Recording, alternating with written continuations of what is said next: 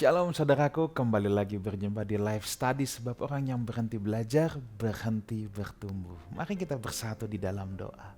Bapa yang baik, kami nantikan pengajaranmu, isi hatimu ditumpahkan di tengah-tengah kami. Dalam nama Tuhan Yesus kami berdoa, amin. Saudaraku, kita melanjutkan pembahasan kita pada kesempatan ini yang terambil dari Injil Lukas pasal yang ke-14 saudara ya. Pasal yang ke-14 ayat 25 sampai dengan ayat yang ke-33. Ayat 25 sampai 33. Judul perikopnya aja sudah bikin orang banyak merinding saudara ya. Sebab dikatakan di sini bahwa segala sesuatu harus dilepaskan untuk mengikut Yesus. Wah saudara, kalau saya mau jujur, ini ayat salah satu yang jarang dibahas di mimbar-mimbar gereja saudara ya. Sebab memang kalau di mimbar gereja lebih enak bahasnya bukan yang kayak begini-begini saudara ya. Oke, mari kita lihat dulu saudara. Lukas 14 ayat yang ke-25 ya, dari ayat ke-25 dulu. Pada suatu kali banyak orang berduyun-duyun mengikut Yesus dalam perjalanannya. Sambil berpaling ia berkata kepada mereka. Nah saudaraku, tadi saya katakan bahwa ayat-ayat ini jarang dibahas di mimbar gereja. Bahkan ada beberapa orang yang bilang sama saya, ini untuk orang Kristen yang udah lama. Jadi jangan dibahas, ntar yang pada baru datang. Bahkan kan kita kalau ibadah raya minggu kadang-kadang kita bisa kedatangan siapa saja. Mulai dari orang Kristen baru, bahkan orang yang belum Kristen. Maka kata jangan dikasih ayat ini dulu, nanti kabur semua. Nah saudara, justru kalau saya melihat ayat-ayat ini tuh beda saudara ya. Justru ayat ini, kalau kita lihat ayat 25, pada suatu kali banyak orang berduyun-duyun mengikuti Yesus. Jadi ini lagi banyak kerumunan. Yesus itu heboh kan pada saat itu. Kemanapun dia pergi orang berduyun-duyun mau mengikuti dia. Nah, pertanyaannya sekarang, ini siapa yang mengikuti dia?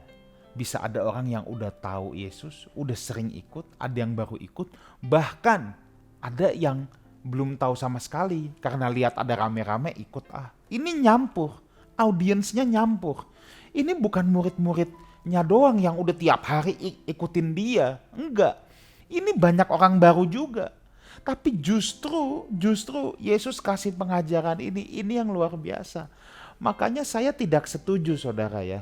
Kalau ada yang bilang, nih kalau khotbah sama orang Kristen baru, itu yang ringan-ringan saja. Khotbahnya tentang 5 langkah memperoleh berkat, 7 jurus memperoleh hidup berkelimpahan. Aduh ini udah kayak perguruan silat ya, pakai langkah, pakai jurus.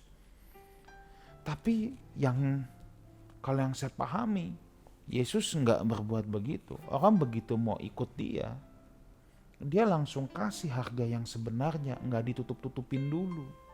Ya, no hidden cost. Ya sekarang kan banyak yang hidden cost. Kenapa dikatakan hidden cost? Karena kan banyak orang bilang, ya mulainya sih murah, tapi nanti di belakangnya ujungnya mahal. Ya bilangnya misalnya cuman sekian, tapi nanti di belakangnya gerbongnya banyak. Ini hidden cost-nya banyak, jatuh-jatuhnya mahal. Nah kita juga jangan begitu saudara. Masa nih kalau orang Kristen baru kita kasih yang berkat-berkat dulu, nanti kalau udah lama ikut baru digorok lehernya. Nah nggak boleh begitu. Tuhan Yesus no hidden cost. Mengikuti dia sejak awal fixed price. Harganya tetap, no hidden ya, nggak ada ngumpet-ngumpet. Dari awal kamu mau jadi muridku, kamu mau ikut aku, ini harganya.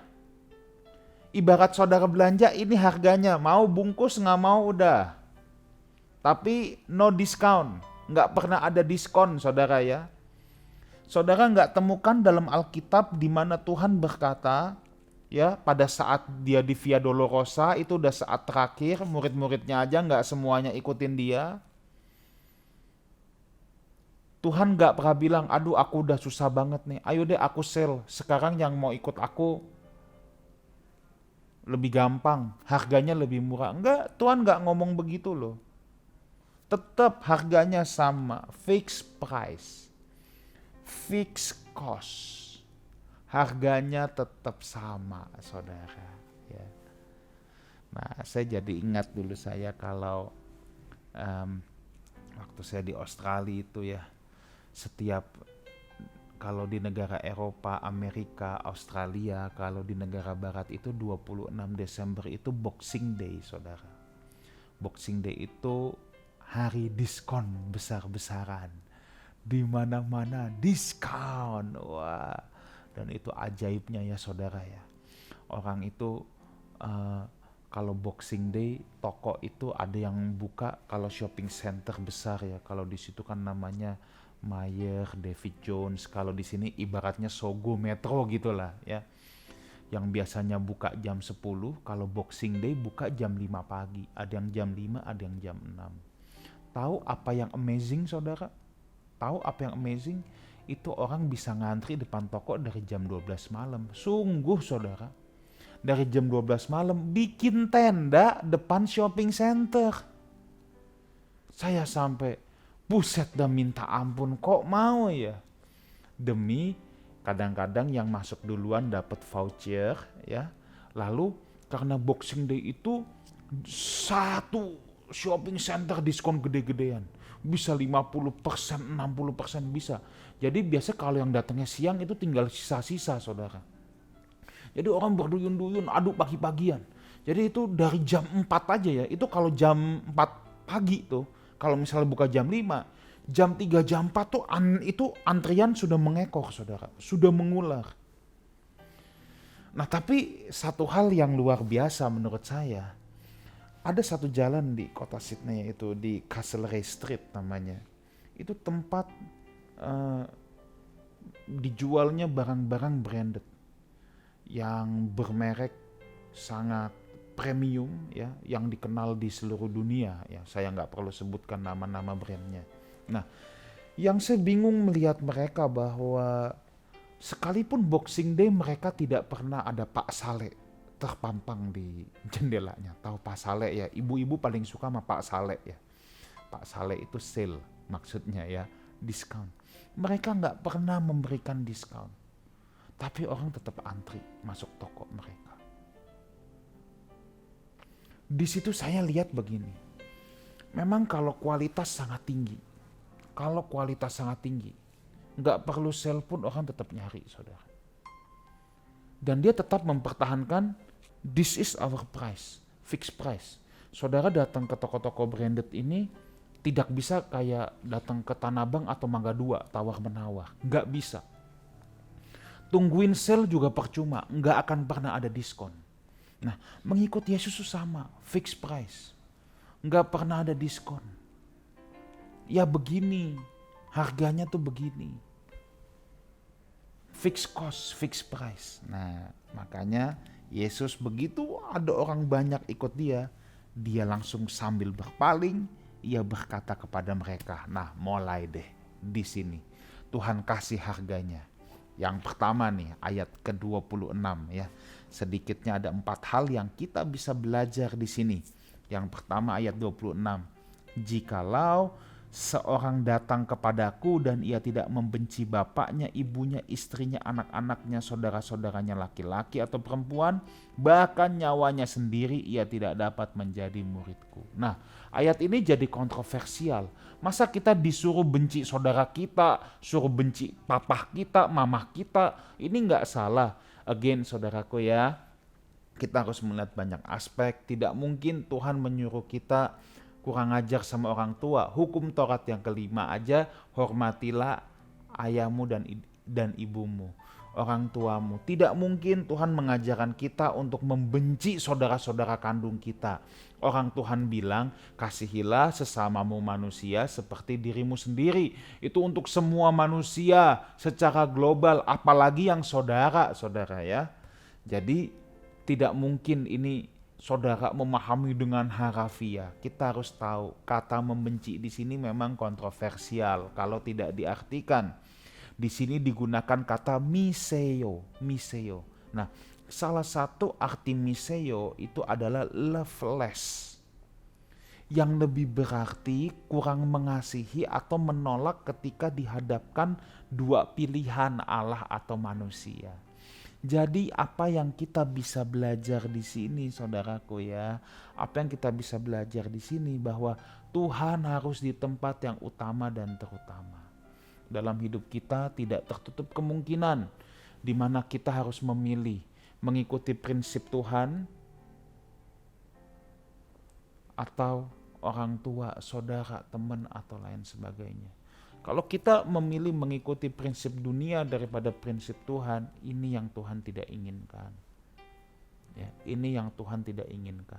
Nah, saya tidak bisa secara belak-belakan ya atau secara gamblang sebab ini case per case ya. Sebab ini nanti banyak dilarikan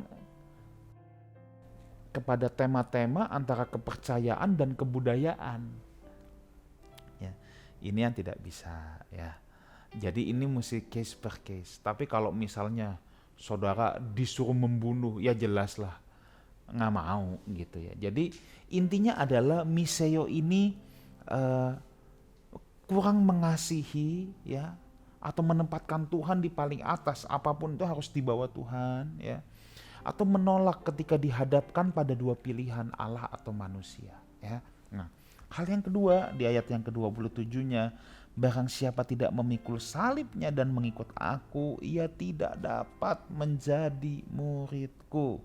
Ya, jadi barang siapa tidak pikul salibnya dan tidak ikut aku, ia nggak bisa jadi muridku. Saudara, salib itu nggak pernah menjadi sesuatu yang enak. Salib itu pasti sesuatu yang berat. Sebab salib untuk dipikul, saudara. Salib itu bukan untuk dipajang, tapi salib itu untuk dipikul. Sekarang memang salib jadi ornamen, salib jadi perhiasan, salib untuk dipajang. Tapi yang dimaksud oleh Alkitab, yang Tuhan Yesus katakan, salib itu lambang hinaan.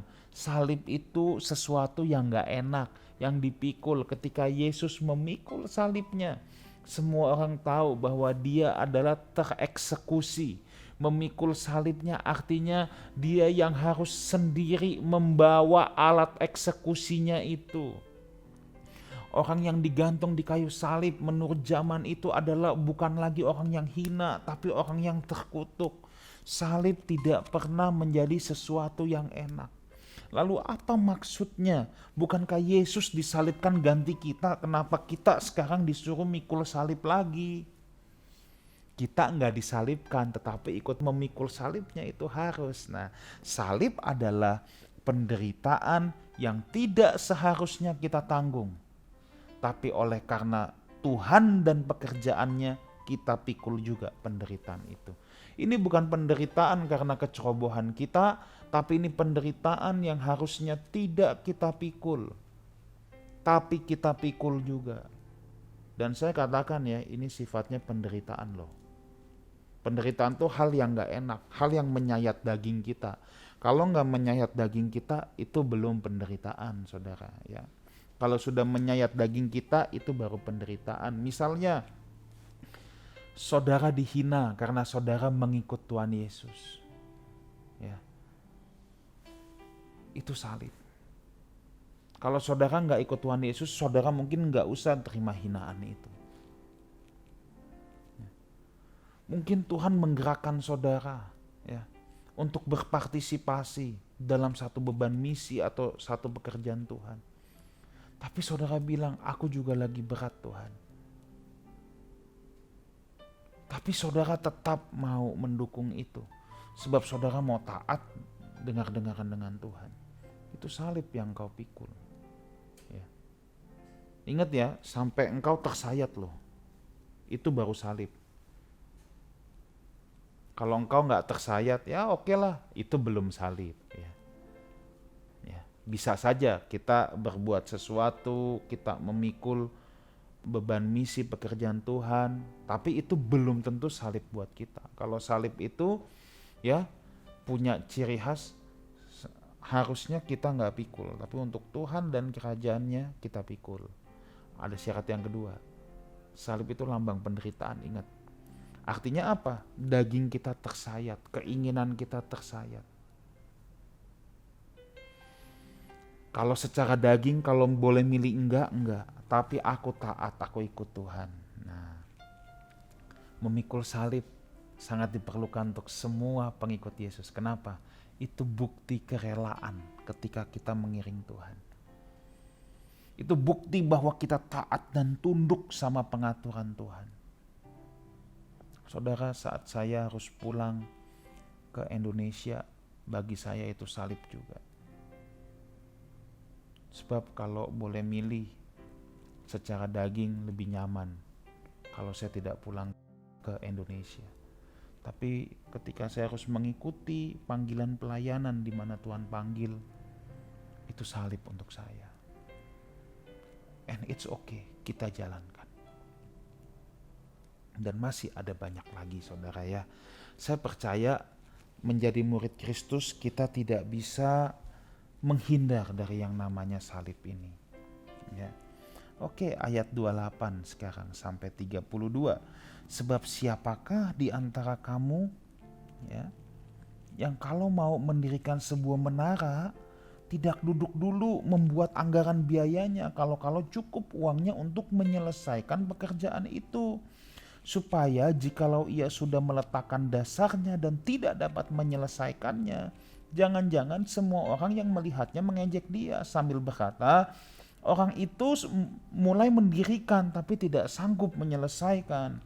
Atau raja manakah yang kalau mau pergi berperang melawan raja lain tidak duduk dahulu untuk mempertimbangkan apakah dengan puluhan ribu orang ia sanggup menghadapi lawan yang mendatanginya dengan 20.000 orang. Mau ikut Tuhan? Satu kata kunci, hitung dulu anggarannya. Tuhan kasih perumpamaan.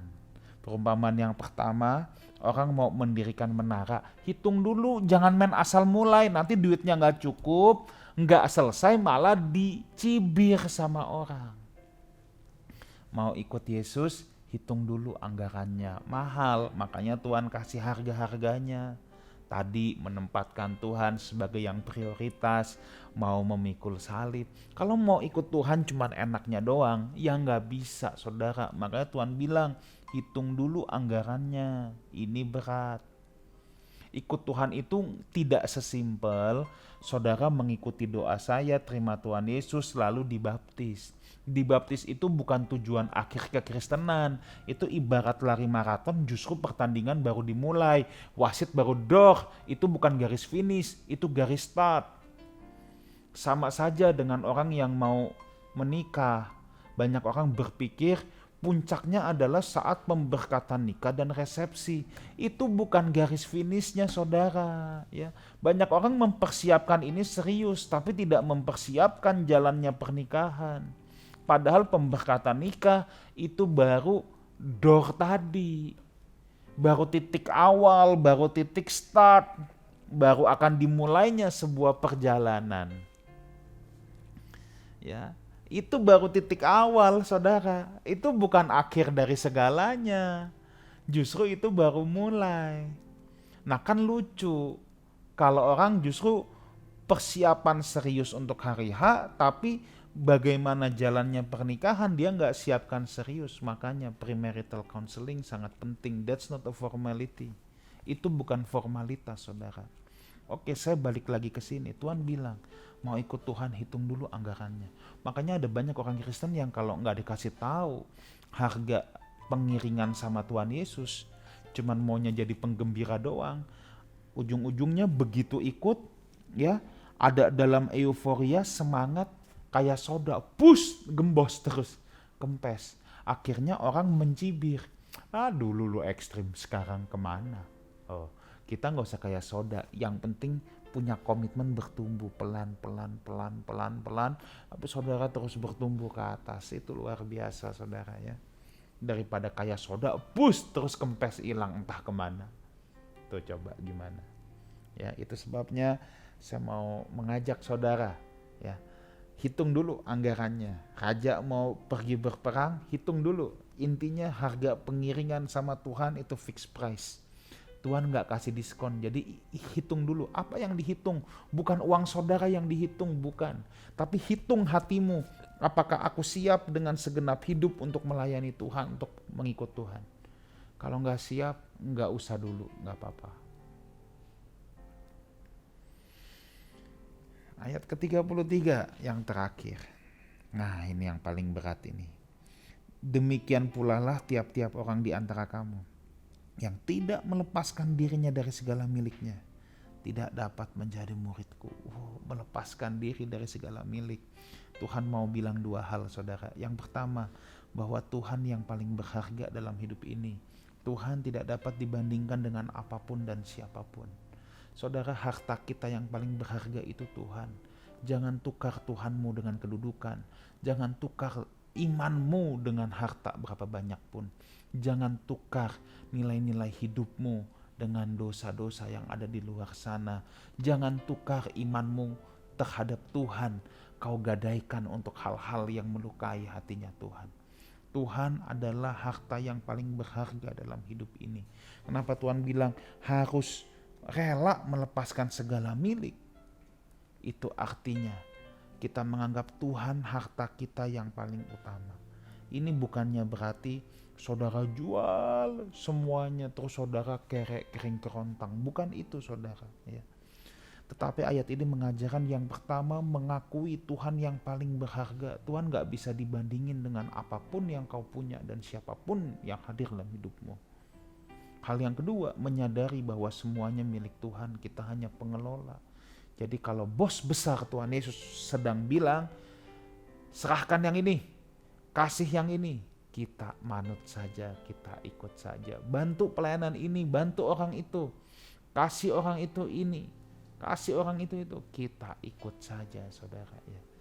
Ini bukan berarti kita ceroboh saudara ya. Kalau Tuhan tidak gerakan, saudara jangan coba-coba. Sebab ini bukan punyanya kita. Nah jadi segala sesuatu harus bisa melepaskan dirinya dari segala miliknya. Artinya apa? Melepaskan diri itu artinya kita tidak terikat.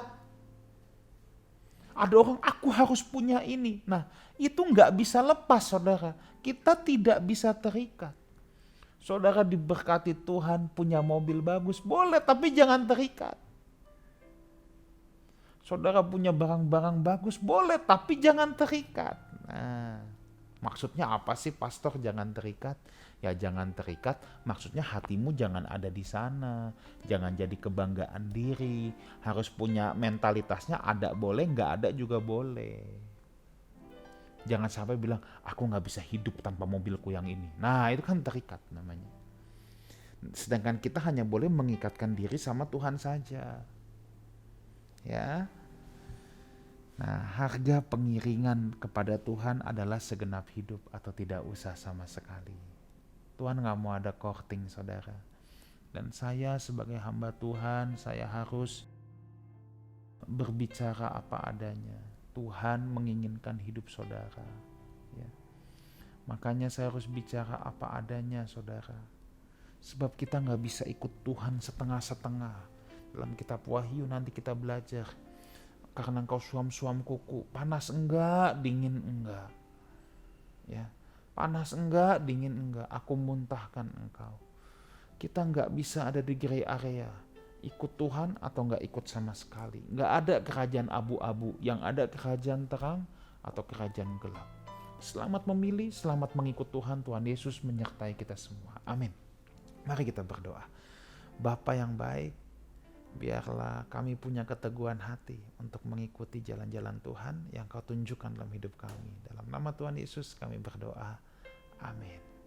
Saudaraku, sampai jumpa di live study minggu depan. Sebab orang yang berhenti belajar, berhenti bertumbuh. Jangan lupa follow dan subscribe Instagram Lifehouse Community, YouTube channel Lifehouse Community, dan Lifehouse Music. Tuhan Yesus menyertai kita semua. God bless you.